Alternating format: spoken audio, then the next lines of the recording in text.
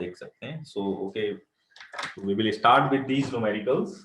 Based on length contraction and Lorentz transformation. Lorentz transformation के भी एक दो क्वेश्चंस हैं जो आपके एग्जाम के हिसाब से बहुत इंपॉर्टेंट है। पहला एक न्यूमेरिकल है कि सो दैट, देख लीजिए क्वेश्चन क्या है, उसके बाद इसका सॉल्यूशन हम बताएंगे। सो दैट मतलब प्रूफ करना है, दिखाना है। So that the space time interval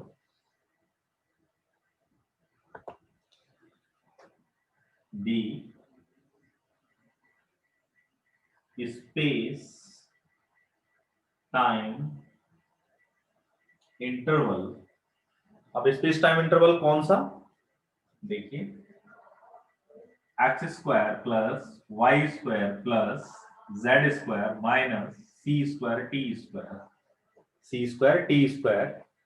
is, board सही दिख रहा है? I think board is looking okay. नहीं सर, थोड़ा धुंधला दिख रहा है सर। ब्लर दिख रहा है, okay, I am trying to do something.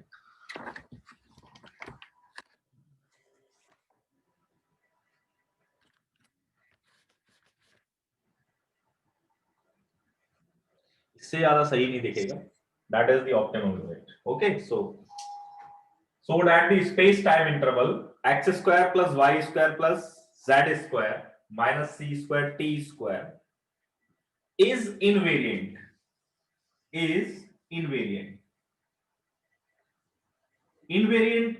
का मीनिंग क्या, मैंने उस दिन स्टार्टिंग में ही आपको बताया था। Meaning of the invariant is it can not change, it will B same. ये क्या रहेगा, सेम रहेगा, ये चेंज नहीं होगा। is invariant under Lorentz transformation।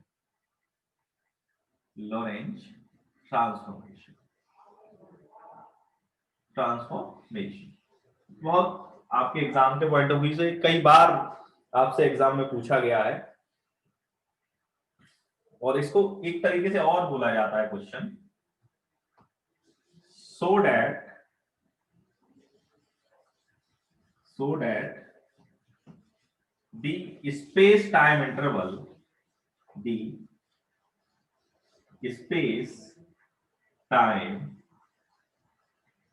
interval between two events is invariant under LT लिख दे रहा हूं, लॉरेंस ट्रांसफॉर्मेशन। ये क्वेश्चन आपके एग्जाम में कई बार आपसे पूछा गया है, और कई बार ये आप अगर देखा होगा बुक में तो कई बार इसकी कंडीशंस जो है प्रूफ कराई है। तो या तो इस तरीके से आ जाएगा या इस तरीके से क्वेश्चन आपसे पूछ लिया जाएगा। तो अब क्वेश्चन क्या है कि ये कोई इंटरवल है, let's say it's an interval, space time interval x square y square and z square minus c square t square is remains unchanged मतलब चेंज नहीं होता अंडर लॉरेंस ट्रांसफॉर्मेशन। जैसा यहां है वैसा ही ये लॉरेंस ट्रांसफॉर्मेशन, मतलब s और s डैश में इसकी जो वैल्यूज हैं दे कैन नॉट चेंज, वो चेंज नहीं होती। इसका मतलब क्या हो गया, you have to proof that, आपको क्या प्रूफ करना है सॉल्यूशन में अगर देखेंगे, we have to show that, क्या दिखाना है हमें, x square plus Y square plus Z square minus C square T square is equals to x dash square plus y dash square plus z dash square minus C square t dash square, sorry, ये दोनों आपस में बराबर होंगे। ये coordinates according to stationary frame हो गए, ये कोऑर्डिनेट हो गए according to movable frame, s और s डैश। तो अब ये दोनों कोऑर्डिनेट्स अगर बराबर हो जाएंगे, इसका मतलब इसमें लॉरेंस ट्रांसफॉर्मेशन में भी कोई चेंज नहीं आता, ये प्रूफ हो जाएगा। तो आप इसके लिए क्या करेंगे, simple, let's say equation number 1, आपको ये प्रूफ करना है। आप LHS और RHS दोनों बराबर अगर प्रूफ कर देंगे इस इक्वेशन के, तो आपका क्या है, ये सॉल्व हो जाएगा। अब वो करना कैसे है, सिंपली आप लिखेंगे according to Lorentz transformation. Lorentz transformation के अकॉर्डिंग क्या है, x डैश किसके बराबर है, in terms of x minus v t upon under root 1 minus v square upon C square, that is the value of x dash in terms of x. We have already seen these set of equations. Now y dash is equals to y, comma z dash equals to z, comma t dash is equals to t minus xv over c square upon 1 minus v square over c square. So these are the Lorentz transformation equation. The coordinates of x dash, y dash, z dash and t dash in terms of x, y, z and t respectively. ये आपके coordinates आ गए। अब आप क्या करेंगे, इनकी x dash, y dash, z dash, t dash की value को उठा के इस इक्वेशन की राइट साइड में रख देंगे। Then solve it. सॉल्व करने के बाद आप देखेंगे कि राइट, ये जो लेफ्ट साइड है वही आपकी राइट साइड निकल के आएगी, और इसका मतलब ये प्रूफ हो जाएगा कि ये चेंज नहीं होते हैं। तो वही हमको सिंपल मैथमेटिक्स करना है, तो just we have to do that. देखिए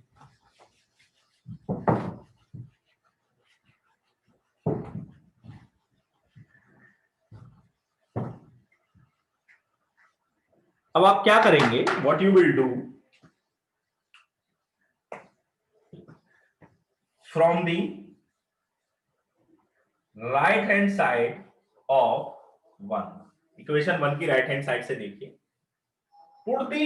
above values of x dash, y dash, z dash and t dash in the right hand side of equation 1. Put करिए, what you will get, x dash के place पे आप क्या रख देंगे, ये वाली वैल्यू रखिए, स्क्वायर है तो this becomes x dash minus vt upon under root 1 minus v square over c square का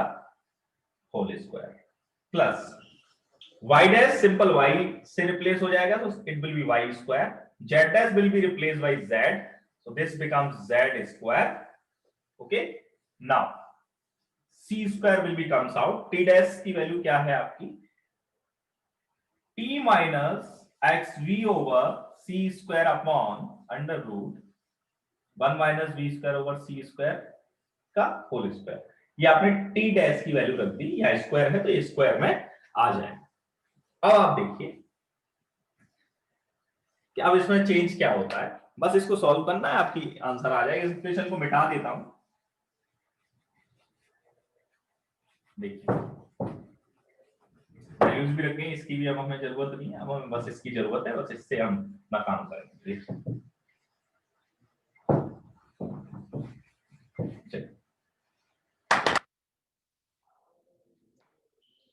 सॉल्व इट, सेपरेट कर लेते हैं, सो दिस बिकम्स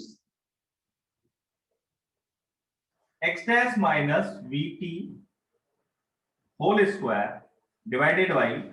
यहां देखो स्क्वायर रूट है और ये स्क्वायर है, ये 1/2 है, ये 2 है, तो कैसे होगी 1/2 का स्क्वायर, ये कैंसिल हो जाएगा, तो यहां सिंपल रह जाएगा 1 minus v square over c square.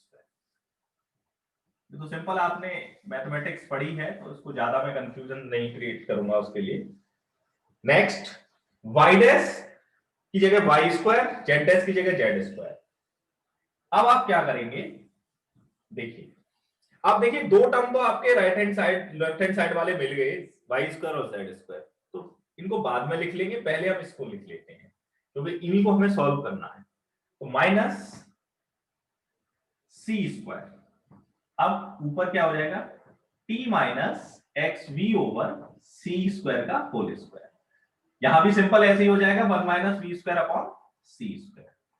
Plus Y square Z square को मैंने बाद में लिख लिया क्योंकि ये ऑलरेडी आ चुके हैं हमारे पास। अब बस इसको सिंपल सॉल्व करना है, देखिए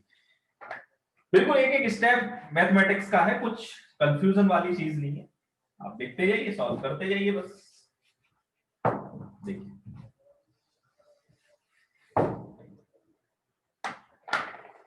अब आप इसमें देखिए कि एलसीएम इन दोनों के सेम है, क्योंकि इन दोनों को ही सॉल्व करना है,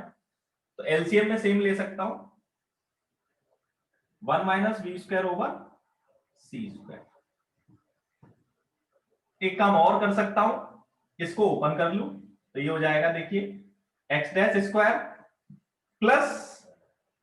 वी स्क्वायर टी स्क्वायर, ये होता है ना ए माइनस बी के होल स्क्वायर से आप इसको ओपन कर रहे हैं, minus twice of a b, a x dash है आपका और बी टी, ठीक है, ये ब्रैकेट क्लोज माइनस, यहां देख लीजिए सी स्क्वायर को एज इट इज रखिए, अंदर देखिए क्या होगा, टी ए स्क्वायर यानी t square plus v square x square v square divided by c to the power 4, क्योंकि दो ऑलरेडी है यहां पे, माइनस ट्वाइस ए ये है बी ये है, तो 2 टी एक्स वी ओवर सी, ये आपका आ गया।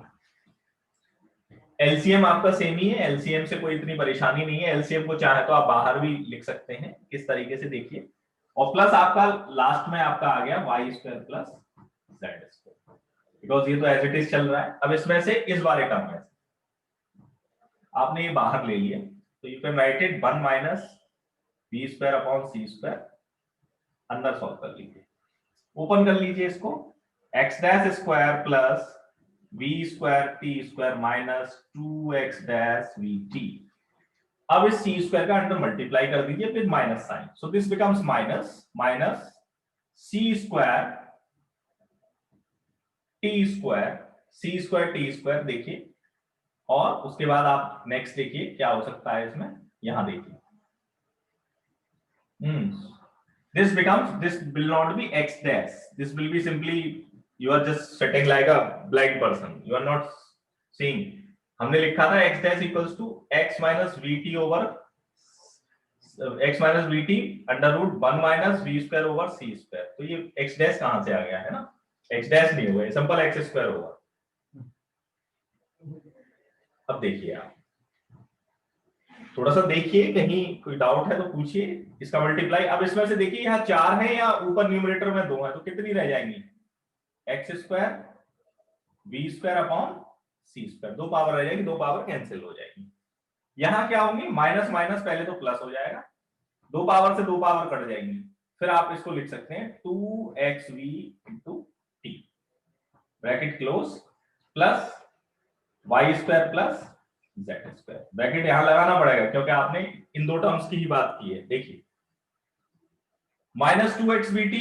एंड प्लस 2xvt, ये आपस में क्या हो जाएंगे, कैंसिल आउट हो जाएंगे, देखिए minus 2xvt and plus 2xvt will be cancel each other, now क्या आएगा इसमें 1 upon 1 minus v square over c square. अब देखिए एक्स एक्स वाले टर्म्स एक साइड कर लो, ये और ये कुछ कॉमन बन जाएगा इनमें से, x square minus x square v square upon सी स्क्वायर, बाकी टी वाले टर्म्स देखिए, एक ये है और एक ये है, ये डबल टिक इसीलिए लगा रहा हूं आइडेंटिफाई कर सके आप, तो you should write it plus v square T square minus C square T square, यही बचा, बाकी के सारे हो गए, bracket close plus Y square Z square, बस 2 लाइन का रह गया है। अब आप देखिए इसमें से क्या क्या चीज आप कॉमन ले सकते हैं, देखिए इन दोनों टर्म्स में से मैं एक्स स्क्वायर कॉमन ले लूं सिंपली, सो दिस बिकम्स, देखिए 1 अपॉन बी स्क्वायर अपॉन सी स्क्वायर ब्रैकेट, इसमें से आपने एक्स स्क्वायर कॉमन ले लिया तो दिस बिकम्स, यहां 1 रह जाएगा, 1 माइनस यहां से एक्स स्क्वायर चला गया तो 1 अपॉन ये वी स्क्वायर अपॉन सी स्क्वायर रह जाएगा। अब देखिए यहां से मैं क्या कॉमन ले लूं, यहां से मैंने ये पूरा टर्म कॉमन ले लिया, एक तो देखो माइनस का सी स्क्वायर और टी स्क्वायर पूरा कॉमन ले लिया,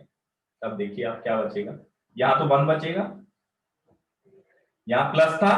आपने माइनस कॉमन ले लिया तो क्या हो जाएगा, ये आपका माइनस हो जाएगा, माइनस, अब देखो ऊपर देखो टी स्क्वायर तो था तो टी स्क्वायर तो चला गया, अब आपके पास क्या है सी स्क्वायर नहीं है, तो सी स्क्वायर का आपने सिंपली क्या किया था इसमें सी स्क्वायर नहीं है तो आप क्या करेंगे, सी स्क्वायर का ऊपर मल्टीप्लाई, सी स्क्वायर का नीचे डिवाइड। तो देखो ऊपर बन गया B square T square c square, तो देखो टी स्क्वायर सी स्क्वायर बाहर चला गया, तो यहाँ क्या बचा, बी स्क्वायर, और नीचे क्या बचा इसका, C square, bracket close, plus Y square Z square. अब आप देखिए ये मैंने क्यों किया इसको, क्योंकि दोनों साइड सेम फॉर्म बनानी है मुझे, इनमें से भी कॉमन हो जाएगा, इस वाले टर्म में से इस वाले टर्म में से ये कॉमन हो जाएगा, इसको मैं बाहर लिख सकता हूं बिल्कुल अलग। तो देखो ये हो गया 1/1 माइनस वी स्क्वायर अपॉन सी स्क्वायर इंटू में ये ऊपर आएगा 1 माइनस वी स्क्वायर अपॉन सी स्क्वायर, और यहां क्या बचेगा एक्स स्क्वायर माइनस सी स्क्वायर टी स्क्वायर, प्लस देखो ये भी चला गया ये भी चला गया, सिर्फ ये दो टर्म बचेंगे, plus Y square plus Z square, ये दोनों आपस में कैंसिल हो जाएंगे। सिंपली आपके पास देखिए आपकी जो साइड इक्वेशन 1 की लेफ्ट हैंड साइड से वो आती जा रही है, अब आप इसको सेपरेट करके लिख दीजिए, X square plus Y square plus Z square minus सी स्क्वायर टी स्क्वायर, ये आ गया LHS। आप लिख सकते हैं hence the space time interval between two events under Lorentz transformation is invariant,